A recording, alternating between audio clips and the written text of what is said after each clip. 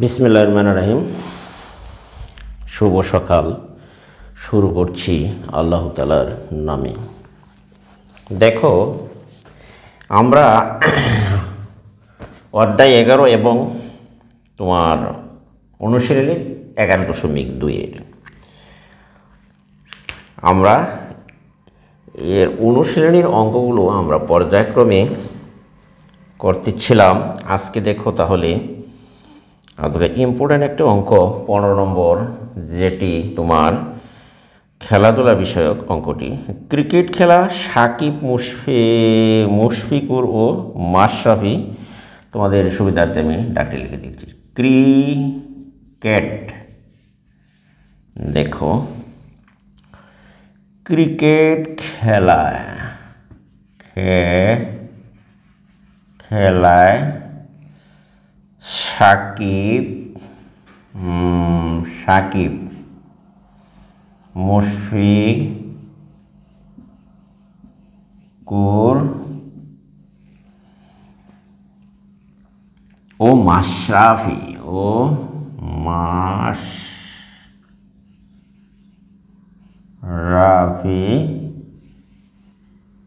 একশত 71 রান করলো। প্রশ্নটা হলো যে সাকিব মুশফিকের রানের সাকিব ও মুশফিকের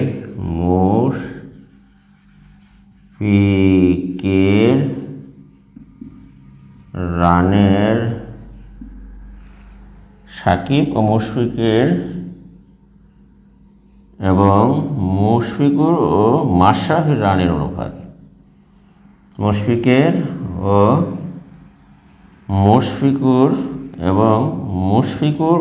মাশরাফির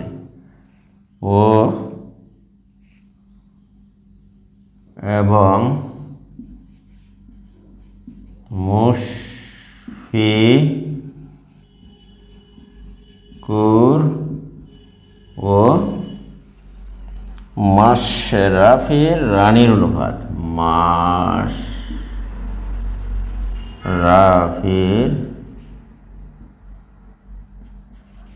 রানের অনুপাত তোমার এই দেওয়া আছে 3:2। তাহলে তোমরা দেখো এদের রানের অনুপাত দেওয়া আছে 3:2। আমার প্রশ্নটা হলো যে এই ক্রিকেট খেলায় সাকিব মুশফিকুর ও মাশরাফি মোট 3 জনে 171 রান করলো। সাকিব মুশফিকের রানের অনুপাত এবং মুশফিকুর ও মাশরাফির রানের অনুপাত 3:2 হলে কে কত রান করেছে সেটা কিন্তু আজকে তোমাদেরকে বের করতে হবে। তাহলে দেখো সমাধান। এইবার সমাধান দেখো, আমরা প্রথমেই সাকিবের রান ও মুশফিকুরের রান ধরে নেই যে সাকিবের রান অনুপাত, দেখো মুশফিকের রান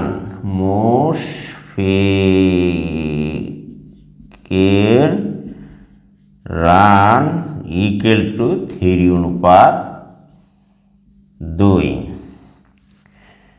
এবং দেখো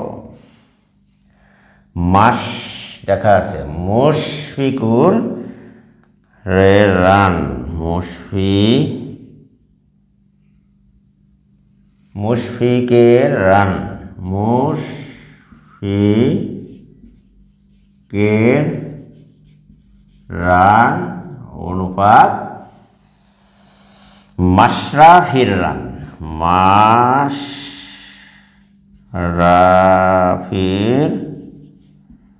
রান তাহলে আমরা একই অনুপাতে আছে। দেখো তোমরা ব্যাপারটি একই অনুপাতে আছে 3:2। তাহলে দেখো এটি যদি মুশফিক হয়, এটি মুশফিক, তাহলে বোঝা গেল 3 মুশফিক আবার 2ও মুশফিক। আমরা যদি নিচের 3 দ্বারা উপরের এই সরল অনুপাতটি গুণ করো, 3 তিরিকে 9 অনুপাত হচ্ছে তোমার 3 দুগুণে 6। আবার উপরের 2 হচ্ছে তোমার, এটি হচ্ছে মুশফিকের রান। তাহলে মুশফিকের রান দ্বারা যদি তুমি এখানে দেখো, এই মুশফিকের রানের আমরা যদি দেখি সাকিব, তাহলে এই উপরের এটি দ্বারা যদি গুণ করো মুশফিক অনুপাত 2 দুগুণে 4, তাহলে আমরা লিখতে পারি সুতরাং সাকিবের রান, সাকিবের রান অনুপাত, দেখো এইখানে হচ্ছে তোমার সাকিবের রান অনুপাত মুশফিকের রান, মুশফিকের রান। তাহলে আমরা দেখো সাকিবের রান, মুশফিকের রান অনুপাত হলো তোমার মাশরাফির রান, মাশরাফির। তাহলে মাশরাফির রান, এইখানে তুমি দেখো মাশরাফির রান, আমরা দেখতেই পাচ্ছি যে সাকিবের রান, মুশফিকের রান, সাকিবের রান হবে তবে 9 অনুপাত হবে মুশফিকের রান দুটো একজাত 6 আর 6, এখানে আমরা একটা 6 নিলাম। আর মাশরাফির রানের অনুপাত হলো 4। এখানে রানগুলোর আনুপাতিক যোগফল, অনুপাতিক, এখানে রানগুলোর আনুপাতিক যোগফল এখানে হচ্ছে আমরা শর্টকাট করে ফেলি 6 যোগ 4 ইকুয়াল টু 15 হচ্ছে তোমার 19। অতএব আমরা যদি রানগুলি আলাদা আলাদা বের করি, যেমন লিখলাম সাকিবের, দেখো রান সংখ্যা, দেখো সাকিবের রান সংখ্যা 171 এর 19 ভাগের হবে তোমার 9, 9 কাটলে 9, এইখানে 9 নং 81 রান হলো সাকিবের, 81 রান। তারপরে হচ্ছে তোমার মুশফিকের রান, মুশফিকের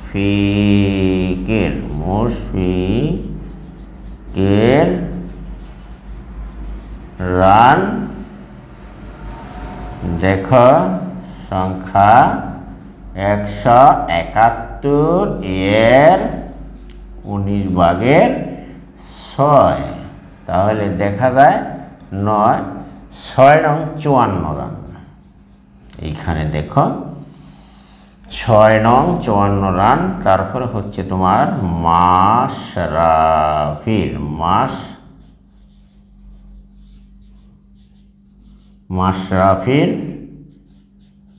রান সংখ্যা আমরা বের করি 171 এর 19 ভাগের 4, কাটলে 9, 4 নং হচ্ছে তোমার 36। অতএব আমরা প্রত্যেকের আলাদা আলাদা রান এখানে বের করে ফেলেছি। দেখো সাকিবের রান সংখ্যা হচ্ছে 81 এবং মুশফিকের রান সংখ্যা হলো তোমার 54, মাশরাফির রান সংখ্যা হচ্ছে তোমার 36। যদি আমরা এই রানগুলি যোগ করলে 171 হয়, তাহলে আমাদের অঙ্কটি আশা করি এখানে হয়ে গেছে। তাহলে দেখো এখানে আমরা দেখতেই পাচ্ছি যে 81 যোগ হচ্ছে তোমার 54 যোগ হচ্ছে তোমার 36, দেখো 171। আশা করি প্রিয় শিক্ষার্থীরা অঙ্কটি বুঝতে পেরেছ। এখানে আমরা যে প্রত্যেকের আলাদা আলাদা আমরা রান সংখ্যা বের করেছি, প্রশ্নে যা চাওয়া হয়েছিল যে কে কত রান করেছে, অনুপাত দেওয়া আছে যে সাকিব এত হলে, এখানে হচ্ছে যে অনুপাত এত হলে কে কত রান করেছে, দেখো করেছে এই ছিল আজকের এইখানকার প্রশ্ন। আশা করি প্রিয় শিক্ষার্থী বন্ধুরা তোমরা আজকে এই অঙ্কটি বুঝতে পেরেছ। এখানে আমরা এখন 16 নম্বর অঙ্কটি বাদ দিয়ে আমরা চলে যাচ্ছি 17-18 নম্বর অঙ্কটি। ভেরি ভেরি ইম্পর্টেন্ট ছাত্রছাত্রীদের জন্য, তাই আমরা আজকে 17 নম্বর এবং 18 নম্বরের অঙ্কটি করার চেষ্টা করছি। তাহলে এটি তোমরা মুছে নাও। দেখো এটি আমরা মুছে নেই। এইবার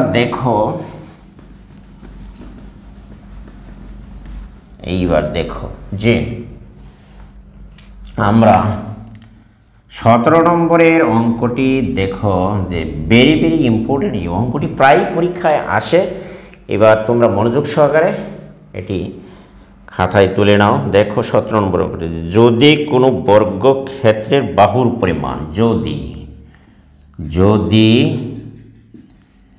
কোনো বর্গক্ষেত্রের দেখো বাহুর পরিমাণ, বর্গক্ষেত্রের বাহুর পরিমাণ কত 20% বৃদ্ধি পায়, তবে তার ক্ষেত্রফল শতকরা কত বৃদ্ধি পাবে? পরিমাণ 20% বৃদ্ধি পায়, তবে তার ক্ষেত্রফল শতকরা কত বৃদ্ধি পাবে? এইখানে হচ্ছে তোমার প্রশ্ন। তাহলে শতকরা ক্ষেত্রফল কত বৃদ্ধি পাবে? আশা করি তোমরা ডাকটি বুঝতে পেরেছ। দেখো বৃদ্ধি পাবে। তাহলে সমাধান দেখো, আমরা দেখি সমাধান দেখি যে আমরা দড়ি বর্গক্ষেত্রে দড়ি বর্গক্ষেত্রের বাহুর দৈর্ঘ্য হচ্ছে তোমার x মিটার। ধরলাম বর্গক্ষেত্রের বাহুর দৈর্ঘ্য x মিটার। সুতরাং দেখা বর্গক্ষেত্রের ক্ষেত্রফল হবে x স্কয়ার বর্গ মিটার।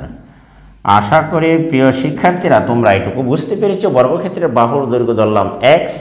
যেমন তুমি যদি মনে করো এটি হচ্ছে বর্গের ক্ষেত্র, তাহলে এর বাহু যদি x হয় তাহলে প্রত্যেক বাহু x আর x এ গুণ করলে হবে। যেমন x গুণন x গুণ করলে x স্কয়ার, কারণ গুণের সময় পাওয়ারগুলি যোগ হয়। আশা করি তোমরা এটি বুঝতে পেরেছ যে বর্গক্ষেত্রের বাহুর দৈর্ঘ্য x হলে তার ক্ষেত্রফল হবে x বর্গ মিটার, x স্কয়ার বর্গ মিটার। তাহলে যদি বর্গক্ষেত্রের বাহুর পরিমাণ 20% বৃদ্ধি পায় তাহলে আমরা লিখতে পারি, সুতরাং 20% বৃদ্ধিতে দেখো বর্গক্ষেত্রের বাহুর 20% বৃদ্ধিতে বর্গক্ষেত্রের বাহুর দৈর্ঘ্য হয় দেখো 20% যদি বৃদ্ধি হয় তাহলে বর্গক্ষেত্রের বাহুর দৈর্ঘ্য হবে বাড়বে।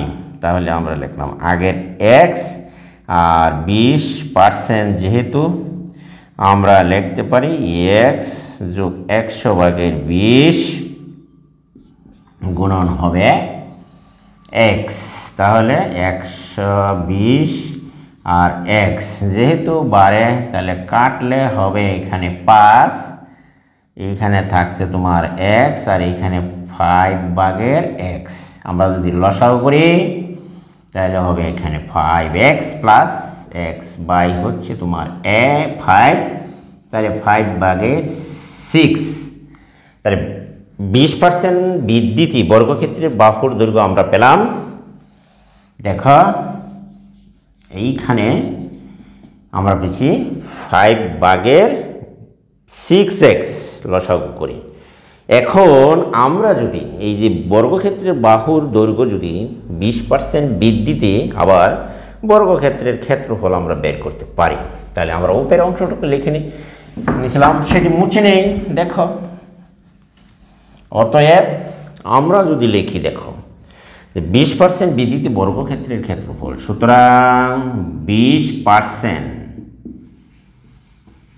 বৃদ্ধিতে বর্গক্ষেত্রের, দেখা বর্গক্ষেত্রের ক্ষেত্রফল আমরা লিখতে পারি। দেখো 20% বৃদ্ধিতে বর্গক্ষেত্রের ক্ষেত্রফল কত হয়? তাহলে যেহেতু বাহুর দৈর্ঘ্য বেড়েছে, তাহলে তো আমার ক্ষেত্রফলও বাড়বে আশা করি। তাহলে এই বাহুর বর্গ এত বর্গ মিটার, আশা করি তোমরা ব্যাপারটি বুঝতে পেরেছ। তাহলে দেখো এটি বর্গ করি, কত আসে? 5 5 25, এখানে হচ্ছে তোমার 6 6 36 বর্গ মিটার। আশা করি তোমরা এটি বুঝতে পেরেছ। এখন দেখো, আমরা যদি দেখো যে আগের বর্গক্ষেত্রে ছিল x² বর্গমিটার, এখানে দেখো আমরা যদি দেখো তাহলে বর্গক্ষেত্রের ক্ষেত্রফল শতকরা কত বৃদ্ধি হবে? তাহলে সুতরাং অতএব বর্গক্ষেত্রের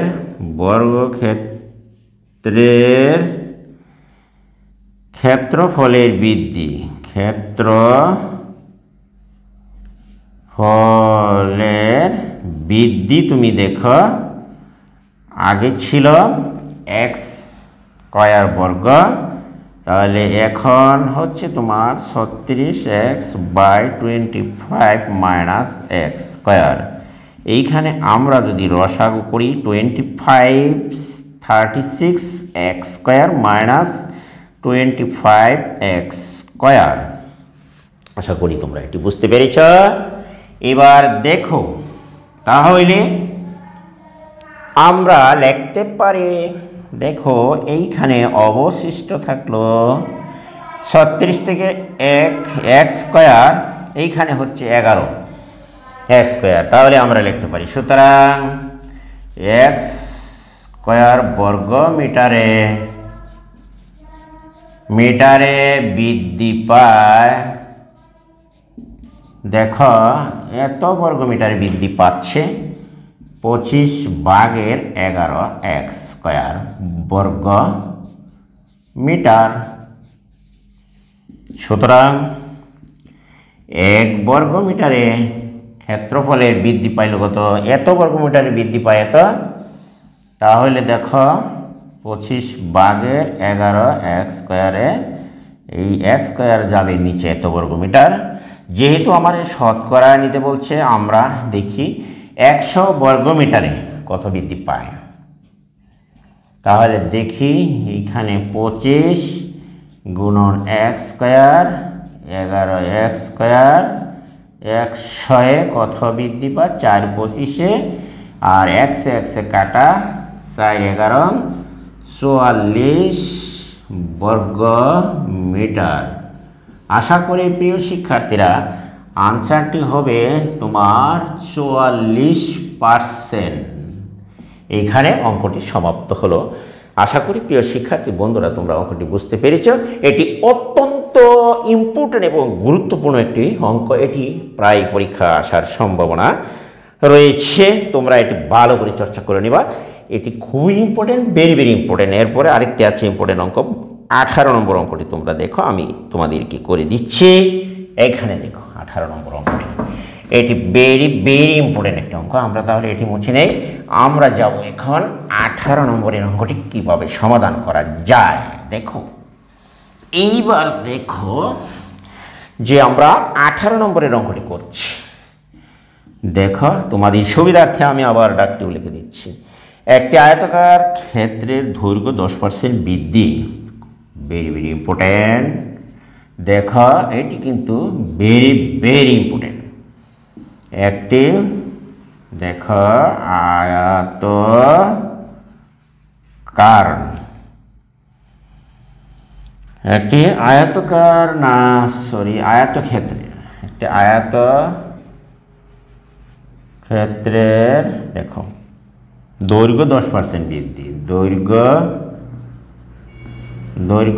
10% বৃদ্ধি এবং প্রস্থ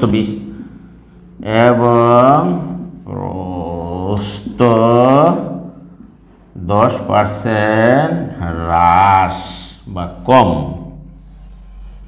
হ্রাস পেলে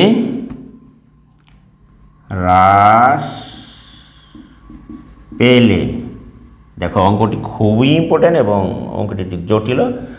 দেখো হ্রাস পেলে আয়তক্ষেত্রের ক্ষেত্রফল শতকরা কত বৃদ্ধি বা হ্রাস পাবে? পেলে আয়তক্ষেত্রের ক্ষেত্রফল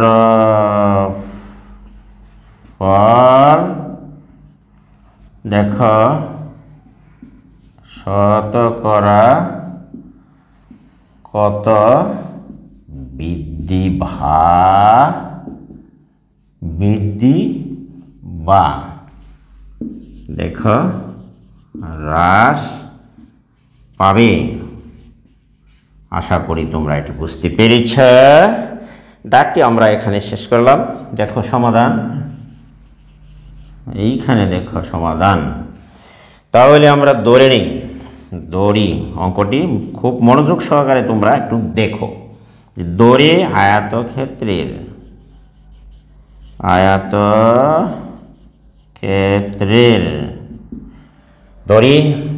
আয়তক্ষেত্রের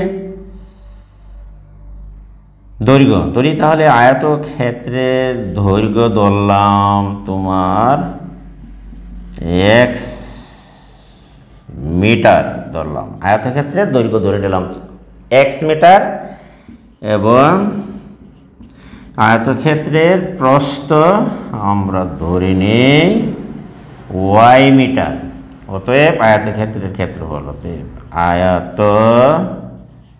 দেখো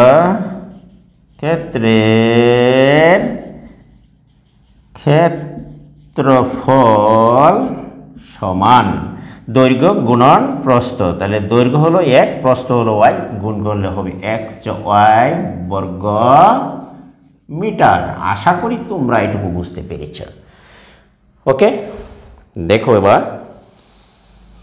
আবার বলা হচ্ছে যে আয়তক্ষেত্রের দৈর্ঘ্য 10% বৃদ্ধিতে আবার বলা হলো যে 10% বৃদ্ধিতে দেখো 10% বৃদ্ধিতে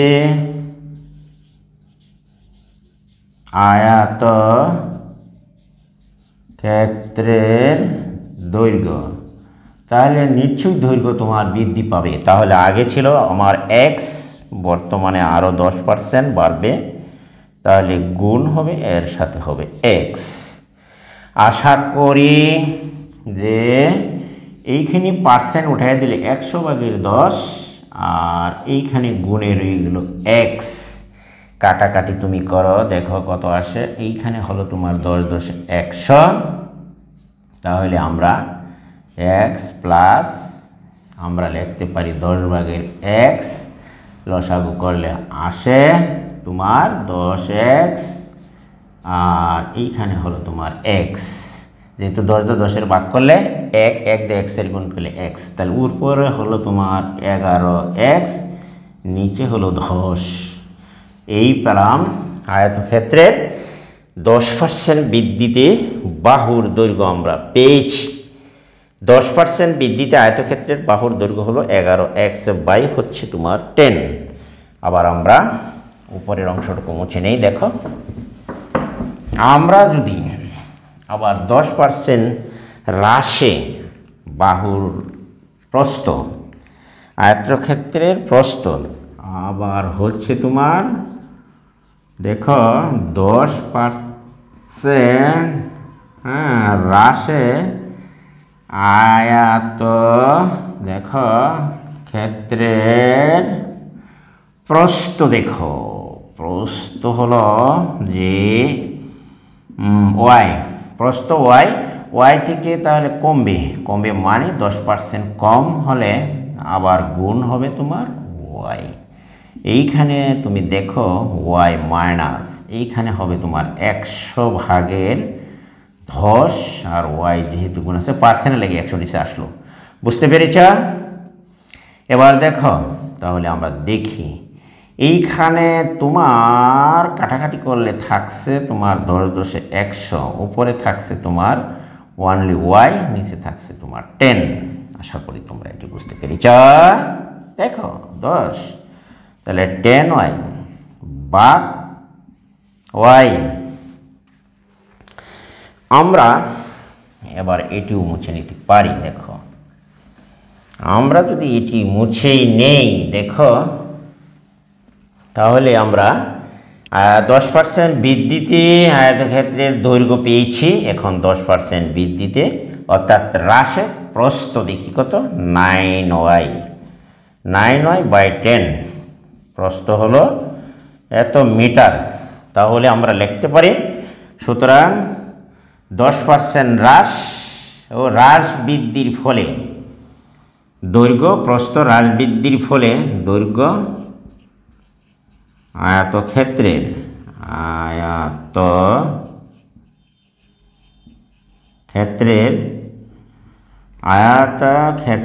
অতএব আয়তক্ষেত্রের দেখো দৈর্ঘ্য ও প্রস্থ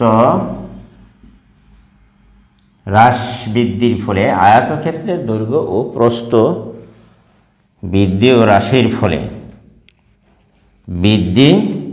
আয়তক্ষেত্রের দৈর্ঘ্য ও প্রস্থ বৃদ্ধি ও হ্রাসের ফলে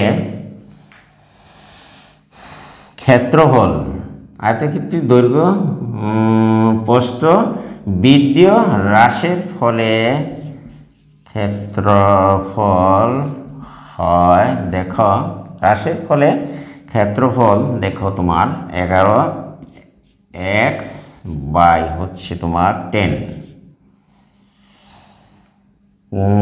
বাই যদি 10 হয় তাহলে দেখো গুণন 9y প্রস্থ বাই 10।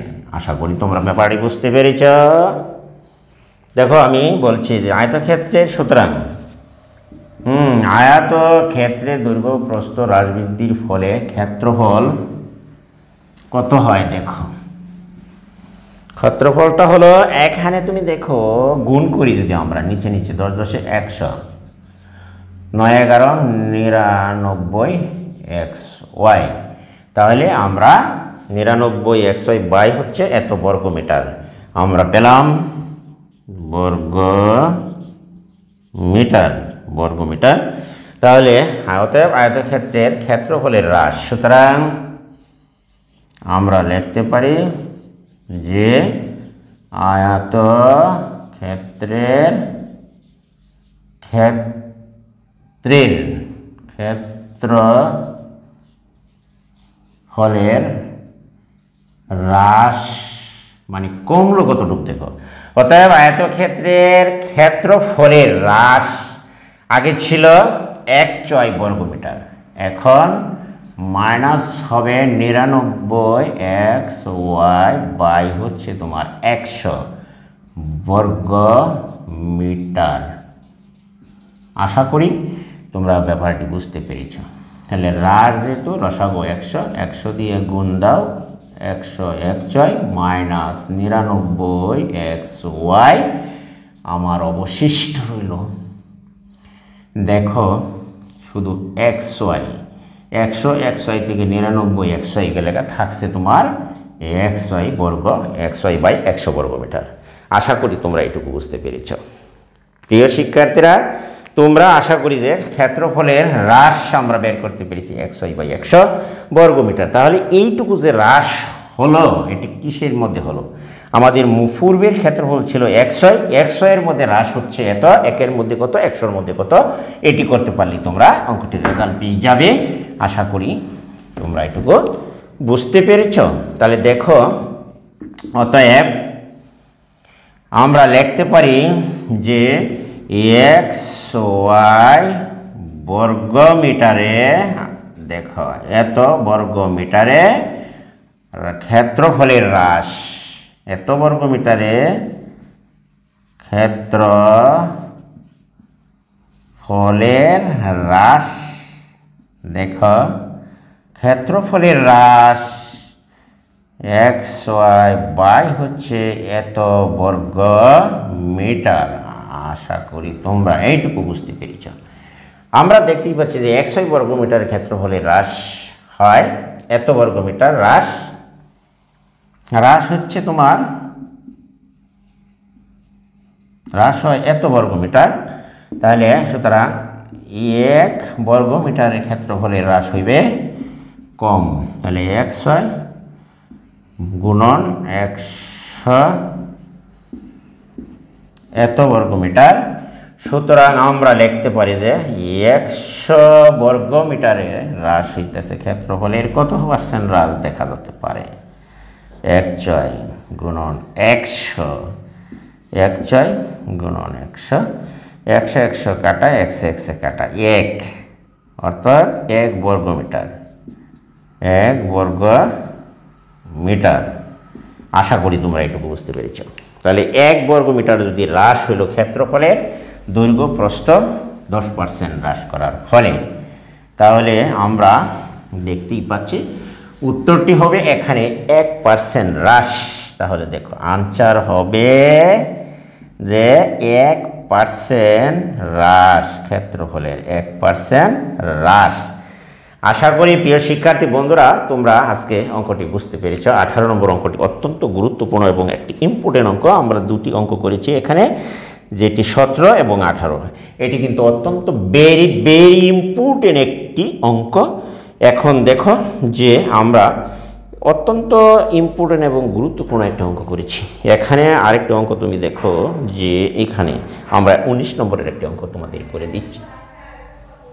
এইখানে দেখো যে 19 নম্বরের অঙ্কটি এবার আমরা সমাধান করব। ধরি দেখো এখানে আছে এই 19 নম্বরের অঙ্কটিতে বলা হচ্ছে যে কি বলা হচ্ছে, দেখো 19 নম্বরের অঙ্কটি হচ্ছে যে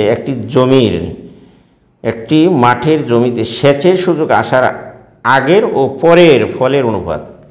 একটি দাগটি লিখে দিচ্ছি, একটি মাঠের দেখো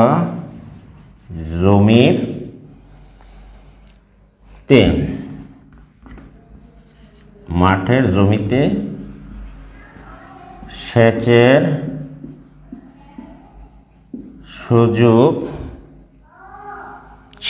সুযোগ আসার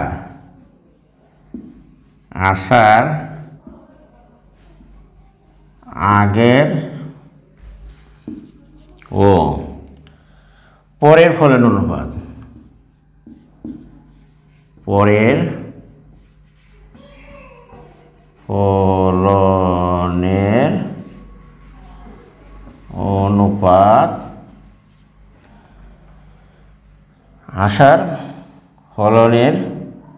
আসার আগের ও পরের ফলনের অনুপাত হচ্ছে তোমার 4:7। ওই মাঠের যে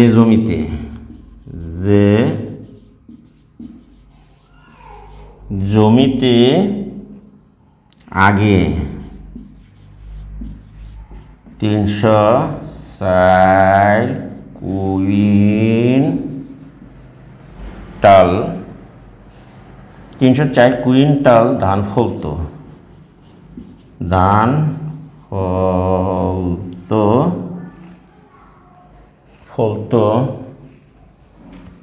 দেখো শেষ পাওয়ার পরে তার ফলন কত হবে। তাহলে দেখো শেষ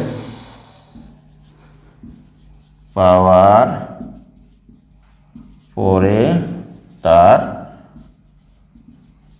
ফলন কত হবে, এটি হলো তোমার প্রশ্ন।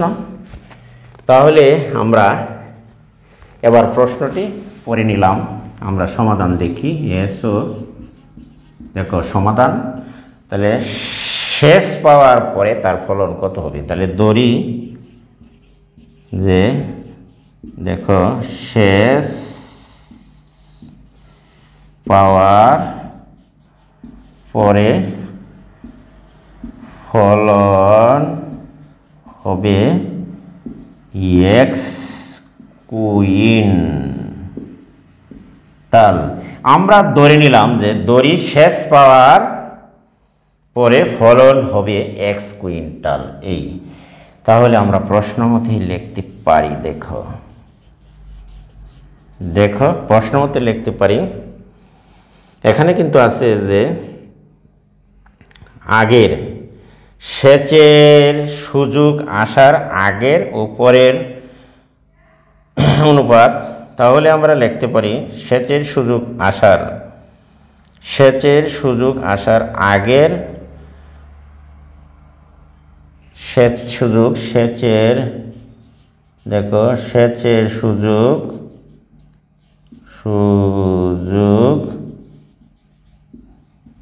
আসার আগে অনুপাত শেষ পাওয়ার পরের অনুপাত।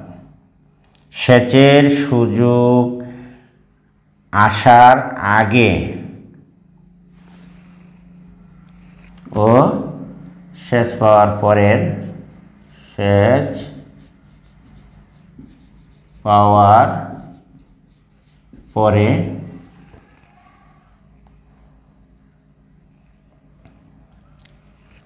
সমান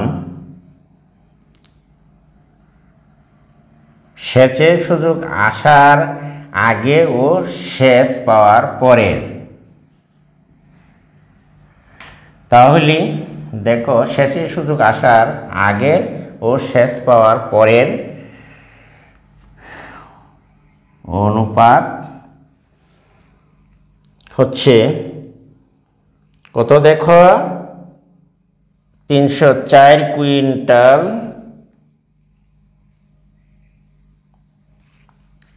অনুপাত দেওয়া আছে এখানে, যে এইখানে দেখো 4:7 এটুকু দেওয়া আছে কিন্তু। তাহলে আমরা সেচের সুযোগ আসার আগে অনুপাত সেচের শেষ পাওয়ার পরের অনুপাত 4:, এত এর ফলন হচ্ছে তোমার 304 কুইন্টাল। তাহলে আমরা এইখানে দেখো প্রশ্ন মতে আমরা লিখতেই পারি। তাহলে এটি হচ্ছে 4:7 ইকুয়াল টু হবে তোমার 300 ফলন 4 কুইন্টাল অনুপাত হবে তোমার, যেটি ধরে নিলাম আমরা এত কুইন্টাল। আমরা সেচের সুযোগ এখানে দেওয়া আছে দেখা এখানে লিখে দেওয়া যায় যে দেওয়া আছে সেচের সুযোগ আসার আগে ও শেষ পাওয়ার পরের অনুপাত এত এবং ফলন হচ্ছে ডাকে দেখো আছে 304। তাহলে আমরা লিখতে পারি প্রশ্ন মতে 4 অনুপাত এত, আর আমরা যেটা ধরে নিলাম এত কুইন্টাল হবে শেষ পাওয়ার পরের অনুপাত। তাহলে আমরা লিখতে পারি 4 পূর্ব রাশি উপরে 304 উপরে x আসবে নিচে, বা আমরা লিখতে পারি যেমন 304 গুণন 7, বা আমরা এইখানে লিখতে পারি দেখো x ইকুয়াল টু 304 অনুপাত গুণন 7 বাই হচ্ছে 4। আমরা যদি ভাগ দিই তাহলে পেলাম, দেখো এটিকে গুণ দাও এবং ক্যালকুলেটর মেরে ভাগ দিয়ে দাও 500, দেখো কত আসে 304 গুণন হচ্ছে তোমার 7, দেখো 2128 এটি পাওয়া যাচ্ছে। 2128 বাই হচ্ছে 4 তাহলে আমরা দেখি এক্স এর মান কত পাই। তাহলে দেখি শেষ আসার পরের যে শেষ পাওয়ার পরে ফলন হবে কত কুইন্টাল, দেখি শেষ পাওয়ার পরে ফলন হবে ভাগ হচ্ছে তোমার 4 দিয়ে ভাগ দাও, সরি 4 দিয়ে ভাগ দিলে হইতেছে 532 কুইন্টাল হবে। অর্থাৎ এখানে আমরা ধরেছিলাম যে শেষ পাওয়ার পরে ফলন হবে এক্স কুইন্টাল, অর্থাৎ এক্সের মান 532 পেলাম। তাহলে আমরা লিখতে পারি যে শেষ পাওয়ার ফলে ফলন হবে তোমার শেষ পাওয়ার পরে, অতএব শেষ পাওয়ার পরে ওই জমিতে ফলন হবে, শেষ পাওয়ার পরে ওই জমিতে ফলন হবে 532 কুইন্টাল। আশা করি তোমরা এটি বুঝতে পেরেছ। 532 কুইন্টাল, এখানে উত্তরটি শেষ হলো। আশা করি প্রিয় শিক্ষার্থী বন্ধুরা তোমরা আজকে আমার অঙ্কটি বুঝতে পেরেছ। এটি অত্যন্ত সহজ এবং অনুপাত সমানুপাত সম্পর্কিত একটি অঙ্ক। আশা করি প্রিয় শিক্ষার্থী বন্ধুরা তোমরা সবাই খাতায় তুলে এগুলি প্র্যাকটিস করবে এবং তোমাদের প্রাইভেট না পড়লেও ইনশাআল্লাহ তোমরা ভালো পরীক্ষা ফলাফল করবে বলে আমার ধারণা। আর একটি কথা আমি বলে যাই, যদি আমার ভিডিওটি তোমাদের কাছে উপকারী এবং ভালো মনে হয় তাহলে অবশ্যই তোমরা আমার চ্যানেলটিকে সাবস্ক্রাইব করবে এবং পাশে থেকে বেল আইকনটি বাজিয়ে দিবা। ভিডিওটি বন্ধুবান্ধবের কাছে শেয়ার করে দেবে, একটি কমেন্ট একটি লাইক অবশ্যই করে যাবা। আজকে আমি এখান থেকে বিদায় নিচ্ছি। আল্লাহ হাফেজ। ওকে।